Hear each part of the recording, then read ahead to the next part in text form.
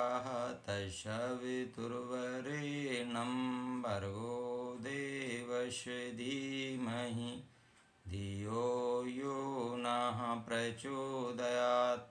ओम परमात्मने नमः।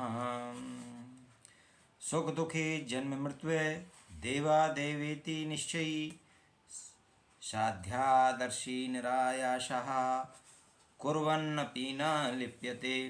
सुख दुखी, सुख दुख में, जन्म मृत्यु में देवात भाग से एव ही इति ऐसा निश्चय करने वाला साध्यादर्शी लक्ष्य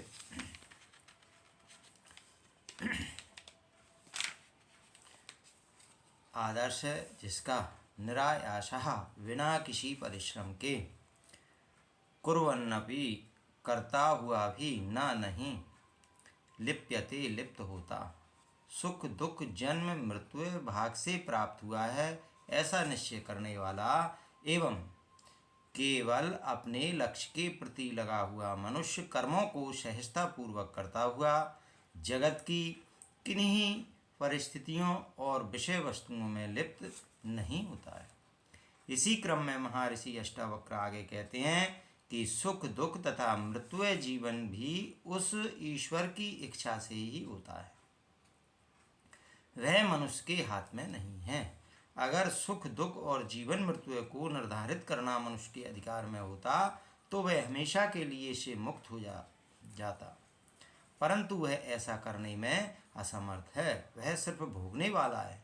इसलिए ज्ञानी ऐसा निश्चय करके ये सब देवयोग से होते हैं, अपने करने योग जो कार्य हैं उन्हें ही देखते हुए प्रयत्न रहित कर्मों को करता है, जिसके कारण वह उनमें लिप्त नहीं होता है। ये सब देवयोग से होता है ऐसा मानने के कारण वह कर्तापन से स्वतंत्र हो जाता है, अहंकार की भावना से स्वतंत्र हो जाता है, उसे परम शांति मिलती है एवं वह उन कार्यों में प्रवृत्त नहीं होता, पानी में कमल के सदृश हो जाता है, वह दृष्टा मात्र रह जाता है। ऐसा कार्य करने में उसे किसी प्रकार का कोई श्रम नहीं करना पड़ता है, इसमें सिर्फ आनंद की उपलब्धि होती है।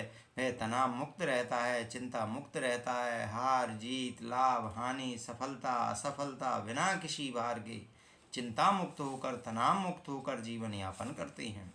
जबकि अज्ञानी स्वयं को कर्ता मानकर कर्मों के फल को प्राप्त करने की कामना से कार्य करता है, जिसके कारण वह हमेशा दुखी अशांत चिंतित तथा तनावग्रस्त रहता है। यह एक मनोवैज्ञानिक सत्य भी है, साथ ही साथ इसमें आध्यात्मिक सत्यता भी है कि इस कार्य करने वाला ज्ञानी अपने कर्म फल का भोक्ता नहीं होता है। ज्ञान को प्राप्त हुआ व्यक्ति फल की कामना न करते हुए कर्म करता है। उनके संपूर्ण कर्म मानव मात्र के कल्याण हेतु होते हैं। वह अपने कर्मों को शरीर तथा इंद्रियों को ही धर्म मानते हैं, आत्मा का नहीं, और इसमें कर्तापन नहीं होता है, जिसके कारण कर्मों के फल का विधान उस पर लागू नहीं होता है। वह कर्म फल से मुक्त ही रहता है। भारतीय अध्यात्म इन्हीं सब कारणों से देवयोग भाग ईश्वर फल की आकांक्षा का परित्याग इत्यादि पर विशेष रूप से जोर देता है, जिससे वह शांतिपूर्वक जीवन यापन कर सके, चिंता परेशानियों तनावों से हमेशा मुक्त रह सके।